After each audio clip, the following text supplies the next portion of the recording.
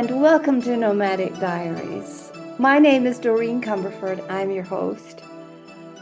Today, our guest is Peter Levitan. He is a former senior advertising executive at Saatchi Saatchi Worldwide. He has also been the CEO and the founder of two of the leading internet publishing and tech startups in both New York and in New Jersey. He is my friend and occasional sounding board here in San Miguel de Allende. Please meet Peter. Hi, Peter. How you doing? I am excellent, thank you. How are you doing today? I'm very happy. As you know, live in Mexico. It's sunny, and I can avoid the news, so I'm a happy camper. Ditto.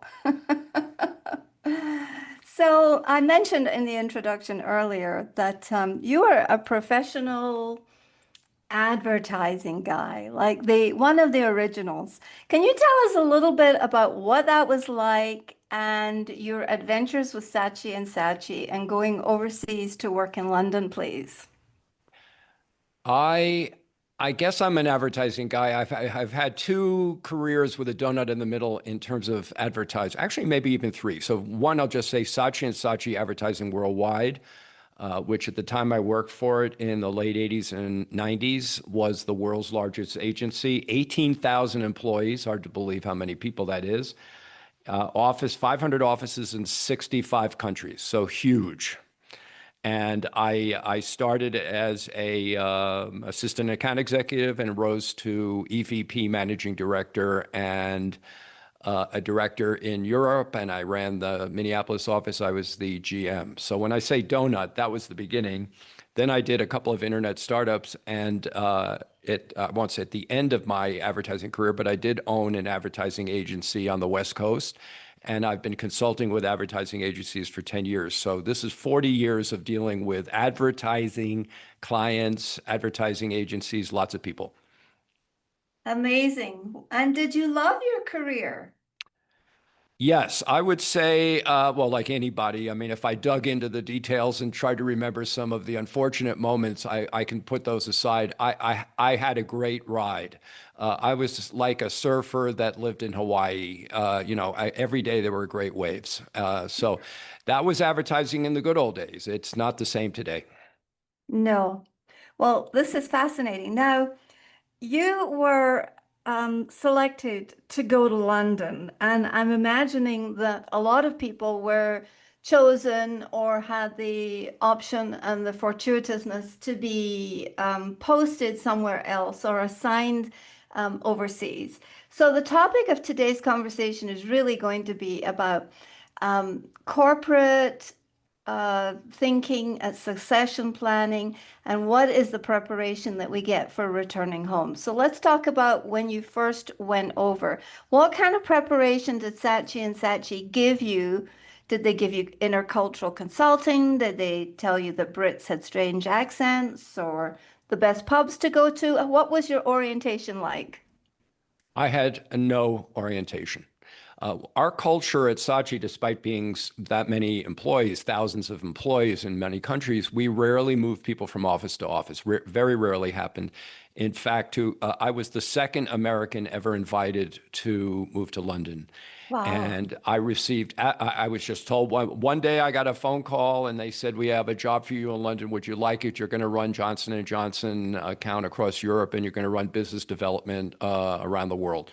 And I said, is that a good job? And the guy, the president of the company laughed and he says, are you kidding? Yes. So they said, move in, pick a date, September. And just as I can, you know, part of moving people is structuring their plan. I know Yes. there are probably some good lingo for that, but basically, what's my employment plan of moving to London? The way we set that up is HR was not remotely involved in what I was doing at all, period. And one day I was in the CFO's office, and I was a fairly senior guy, so I knew management. I'm in the CFO's office on the corner of our huge office in New York, facing the Statue of Liberty. So we're right on the river. And Bob says, okay, this is what we're going to do. We're going to send you over. We're going to pay for your living arrangements. We're going to have your family pay for your family to fly back to the United States twice a year on business class. And you'll will maintain your position as an employee of the New York office. You will keep all of your benefits, health care, et cetera. Right. Excellent. That sounds And like a very good benefits package that you got. yeah, well, I stayed an employee of the New York office, which I Okay. think made my life a lot, certainly made my life easier. What was interesting, there were a couple of elements that I wanted to make sure we understood, in particular about housing. And again, he was the CFO. He was not a skilled HR person in terms of moving people to a foreign country. But what I had that day, it was a Friday, it was late afternoon.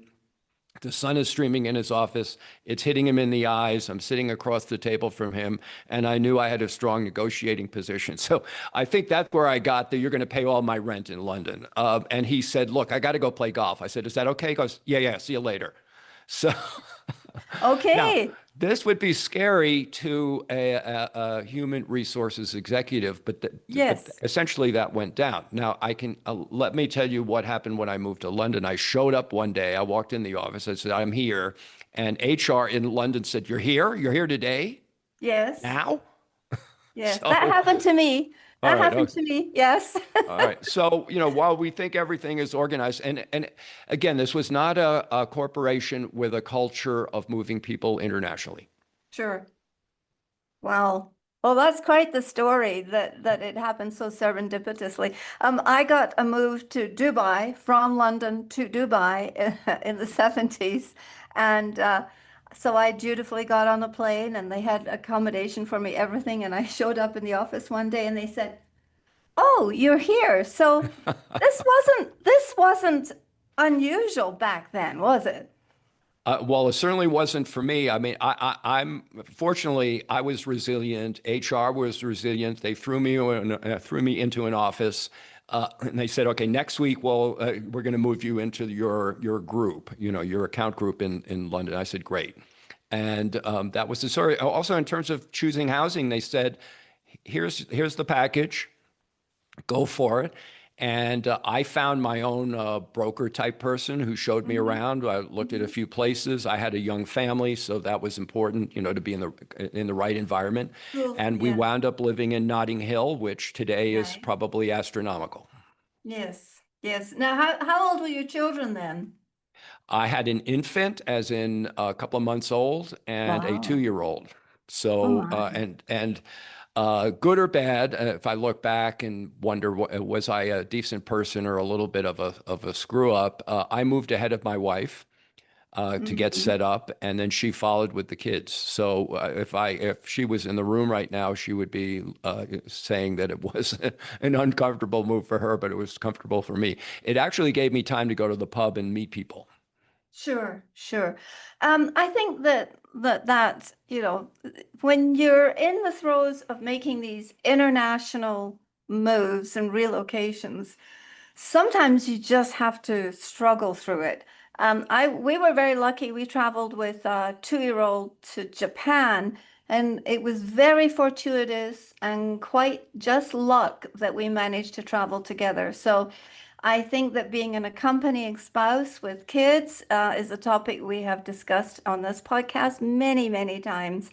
And so we welcome everybody to keep their ears open about how it used to be. Right, right.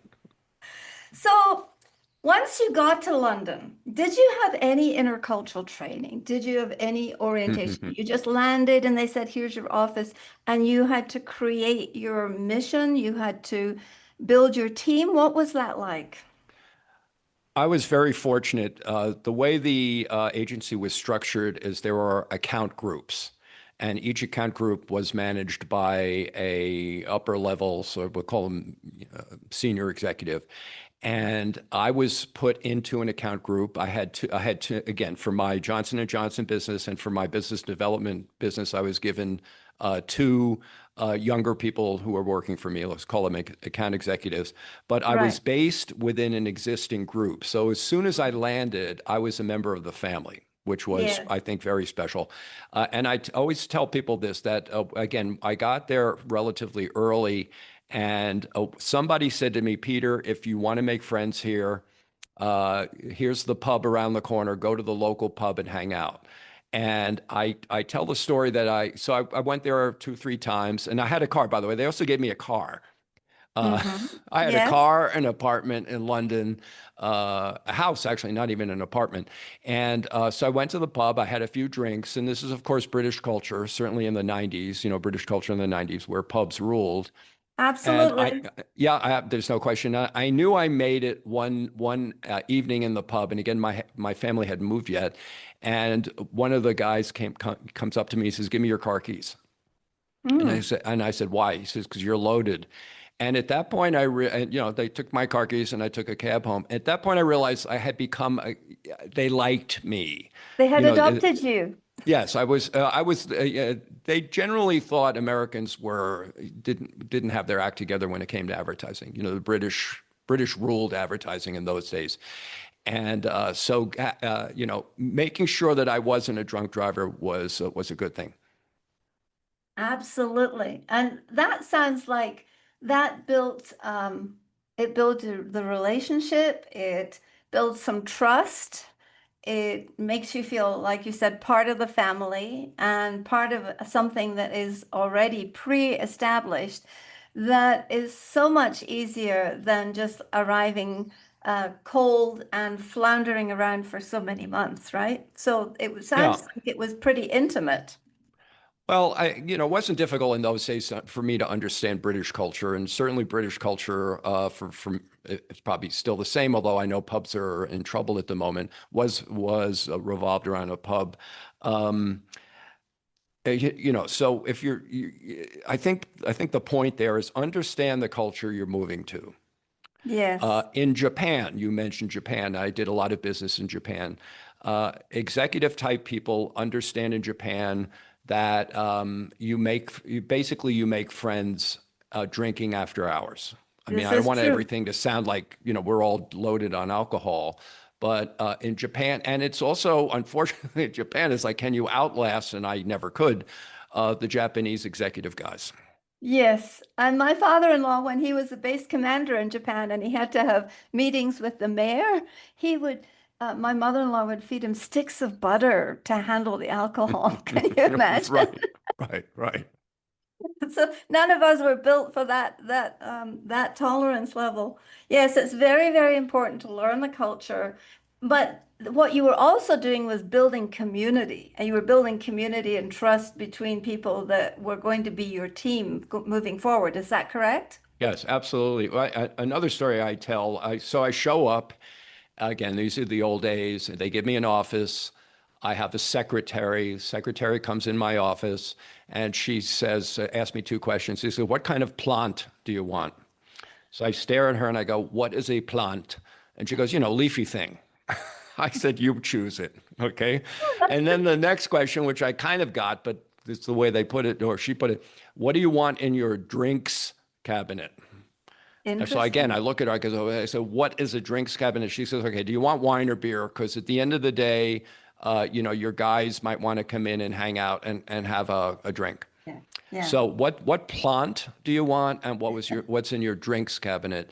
And again, there was no chat GPT where I could say, what am I getting into when I moved to a London office? I figured it out pretty quickly, but it was a very friendly culture. We were the number one advertising agency in the world. We were very cool, and it was really easy for me to slide in.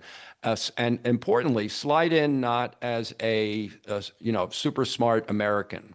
Sure, sure. But to be adoptable, it sounds like you also made yourself adoptable because you were willing to own your cultural confusions or screw ups because you asked questions. You didn't just stand there and make up stories. You interacted, and that's a big part of building cultural competency is asking the questions when we're confused and wading into experience where we don't know what the answers are. Yeah. So that's great. So how long were you in London for, please? I usually think my answer is usually about 4 years. Okay, about 4 years. Yeah. And When it came to moving back to the States, did they, what sort of professional orientation or support did you get? Anything moving back, or was it just assumed that No, you would be reabsorbed into that organization? I'm always going to say I was, in one sense, on the negative side, I could say I was forgotten.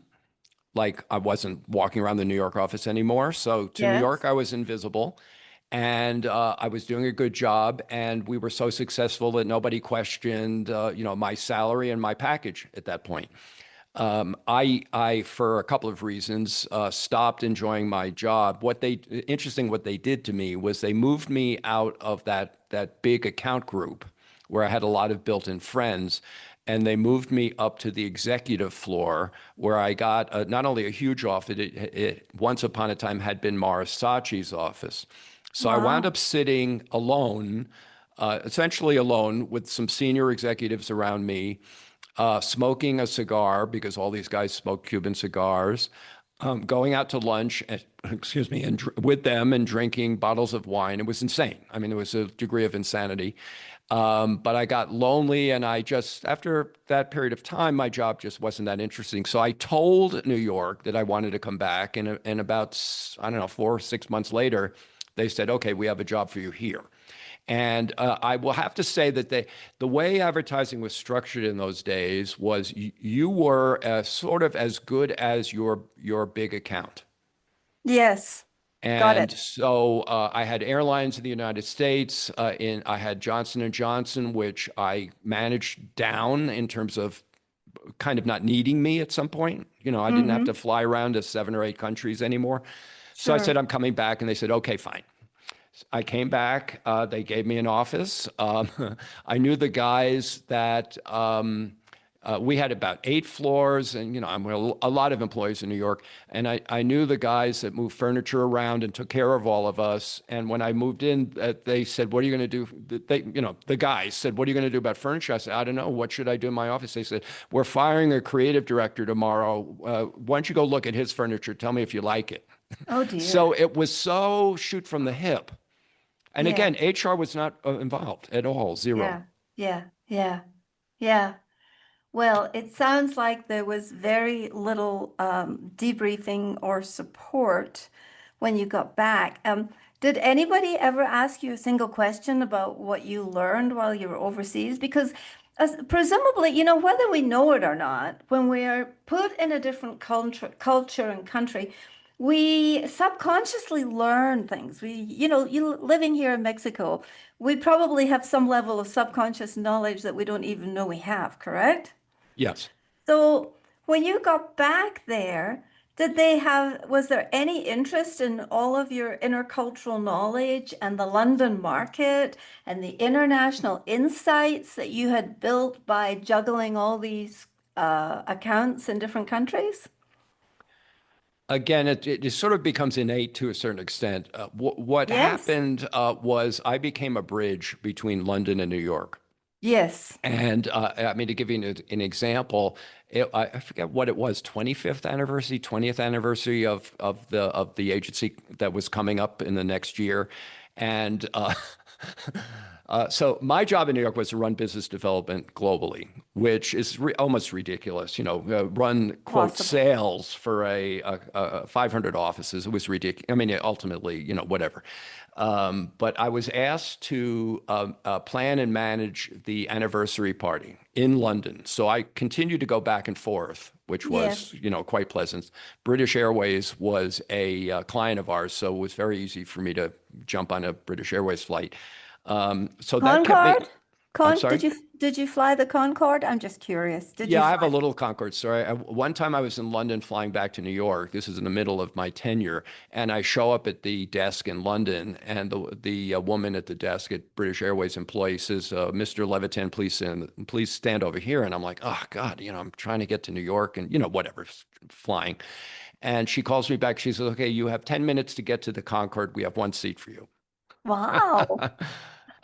So the answer to your question is yes. And how it happened was just nuts. It's like I'm running through the airport trying to get to the Concorde, which is one of the most uncomfortable planes that you can fly on. Yes. Well, that's a great story. So you were a bridge person. So you really were sort of trying to translate the intercultural features of this gigantic corporation when you're in the middle of planning this party, right? Yeah. And by the way, the party never happened. Oh, okay. Tell me more. Well, so I come back to New York, and I was in New York for about a year, maybe even less. But the story is, I come back to New York to run business development, and one of the first, so again, when was this? About 94. One of the first things I saw, and I didn't see it in London because they are, I don't know, they're whatever. um, Different. Different was, I thought I saw CD-ROM, which some of your audience will have no idea what that is, but it's a thing that you stick into your computer and you can play a game. All right. So Yes. it was early days of that. And I said, what is CD-ROM? And then I said, what is the internet? Because it was 94 and so forth. Yes. And I got interested, tried to get the company interested in what we now call digital marketing, Yes. and they weren't interested. Now, why weren't they interested? We were starting to fail. This is Oh, with okay. one of the last years of the old Saatchi and Saatchi. Sure. I wasn't really enjoying my job. I was working for a company that was in a downslide. It went from the best to not the best. I mean, an Yes. example is, I remember once getting a call from one of the editors at Ad Age magazine, the number one advertising magazine, and they said, "So you run business development at Saatchi? How can you do that? Everybody thinks you guys are going to go out of business." That was my Mhm. world when I came back. Oh my. And so what happened was, the place started to implode. They let Morris and Charles Saatchi, the founders of the company, go. I mean, these are the two most famous people in advertising, sort of like a J. Walter Thompson type. Yes. And I knew it. I mean, I had already got plans to find a job in the internet business, so I was in good shape. And one day they come in and say, "Sorry, you're out of here." Yes. So Yeah. what I did was negotiated my exit package, which wasn't set again by HR. It wasn't a HR executive coming in. We've all seen these movies where you sit around the table and they go, "Okay, Peter, we're letting you go, and you have to clean your desk out, and you're out of here in 10 minutes. And here's the plan for you." Severance. Hmm. I kind of negotiated a little bit. Again, we still had a very human culture, human Yes. Yes. and respect for each other. So it wasn't painful. Plus, I already knew where I was going next. Excellent. Well, this is just a great example of as you called it, shoot from the hip culture. Yeah.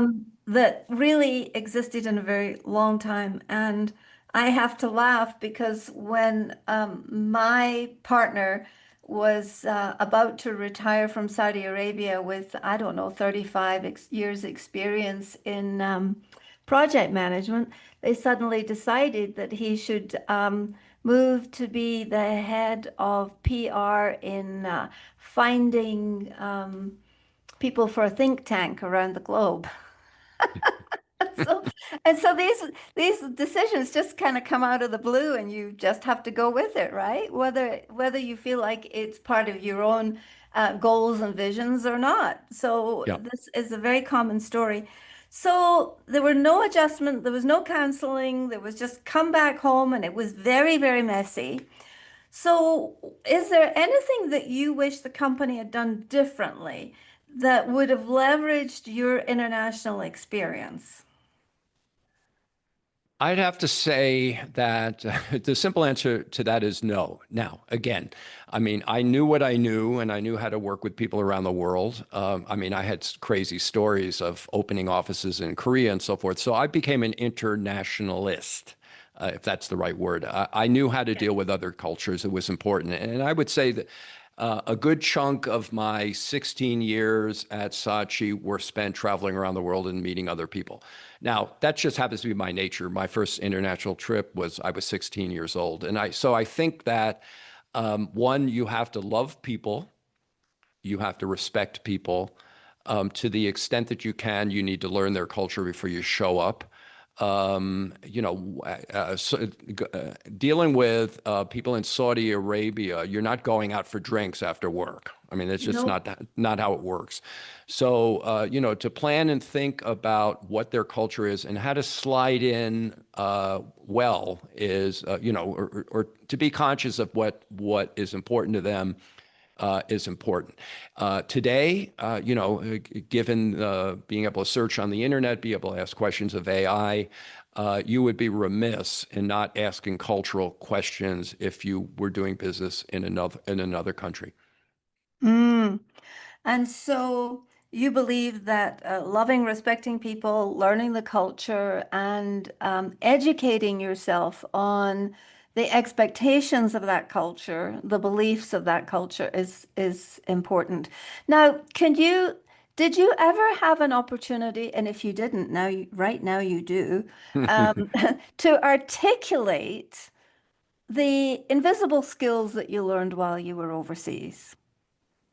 Now, you've already told me you love people, you're respecting Yeah. people, you learn the culture, but was there anything else that you can think about that really made it easy for you to come alongside people? I think that it's important to understand the motivations of the people that you're dealing with. And the motivations are one, their business, in the case of advertising, the accounts that they managed, and also what are their career goals. And that's where you're going to learn that over breakfast, lunch, cocktails on the weekend. It's funny. I like to, my wife and I like to invite people over to our house. And I lived so well in London. Again, I lived in a house in Notting Hill, which is, people have seen the movie Notting Hill. It was Yeah, very Tony. pretty Tony, exactly. And I never invited my staff to my house because they would have flipped out. Yeah. I don't know. I Yes. went out, we had dinners out, and I was a very friendly guy. But You were sensitive. I was sensitive. Yeah, I didn't want them to go, "What is going on here?" Yes. Yeah. So you were sensitive to their feelings and their needs, and as we need to be living in the culture here that you and I Yeah. share in San Miguel in Mexico. Look, it's self-serving. If you have your act together and you understand, how do you achieve your own personal goals, and you're surrounded by people, you need to understand what their goals are and try to find alignment. Absolutely, absolutely. Well, this is fascinating. For anyone who is returning back to their home destination or their corporate culture from before, would you have any advice for them for what they should ask for? I mean, should they Wow. ask for counseling? Should they ask for training? Should they ask for debriefing? Should they ask for what kind of support would you recommend that people request? Because we all know now that when you move a team of people, it takes a team of people to support just one. So Yeah. tell me about what would you have people ask for? I think to feel good about returning, and something that I know you understand is when you return, sometimes they go, "Oh, you're back." Like, where were you? Oh, you're back. And unfortunately, and this is just not in my case, I think a lot of your learning is discounted. It really depends on the individual company. But I show back up in New York. Nobody's. I mean, they knew me, and I was back. I had flown back and forth over the years, but I really wasn't debriefed. Now, again, Yeah. I want to make sure we understand that I came back to turmoil. Yes. I left. We were a fabulous, wonderful group of people. I came back and people were worried about their jobs. So I think my situation was fairly unique in that, to a certain extent, "Oh, you're back. Okay, it's crazy here." It wasn't, "Oh, you're back. Yes. What did you learn? How can we learn from you?" Now, there's Yes. osmosis. Right. Yes. You don't necessarily have to sit in a room facing someone. I mean, I would talk about my learnings, culture, experiences, and so forth. So, I think that's actually a good word. I think there's a degree of osmosis there. That Yes. said, I think a smart human resources executive one should be learning from the experience of the person that has moved back and forth. Yes, yes. Because culture runs deep, very deep. And quite often it's so invisible and it's so intangible that we don't understand that we've actually gained some superpowers. Yeah. And those superpowers, it sounds strange to use that terminology, but it's because they're unquantifiable, unmeasurable, and difficult for many of us to articulate. And so this has been very helpful. Is there anything you would like to add to this conversation or any other advice you would give people who are in this situation? Well, the moving back is interesting because there are lots of balls to juggle. And of course, I think, if I were to just sort of come up with a simple plan here, one is if you're a single person, you come back, not that difficult. Again, if you're a gregarious type person, and that's one of the reasons that you were moved overseas, great. Right. If you're a couple or a couple with children, Yes. that's where you start to need help. Yes. I was, or am very lucky that I have a savvy wife, and in fact, she became a coach for a while for people who were returning, for expats returning. So not only were we just because we were who we were, we're good at it. She recognized herself what some of the hurdles might be. And Mm. again, we were pretty fluid, maybe still are fluid people. And one of the reasons we live in a foreign country, not everybody is that able to just reintegrate. And so they do need help. And I think professional help in that, I'm not talking about, psychologist, just somebody to say, Right. okay, how you doing? Isn't it great? How Yes. many companies ask that question? How you doing? Yes. Right? Yeah. Yeah. Any Yeah. any issues? I mean, it's incumbent, I think, on the company to ask the right questions. And in the face of the fact that there are something like, I call them the 10 dragons, my book, Unsettled. And those 10 dragons are things like there's unintended consequences from returning home, as you faced. There's also expectations which are hidden. There's all sorts of assumptions that we make. And there's a huge there can be communication barriers, there can be all sorts of issues. So, in the face of that, that makes perfect sense. Well, thank you for sharing your amazing professional history and great stories of moving home. This has been very helpful. And I hope that listeners, you will share this with an expat or a nomad or anyone you know who may be returning home. Last thoughts, Peter?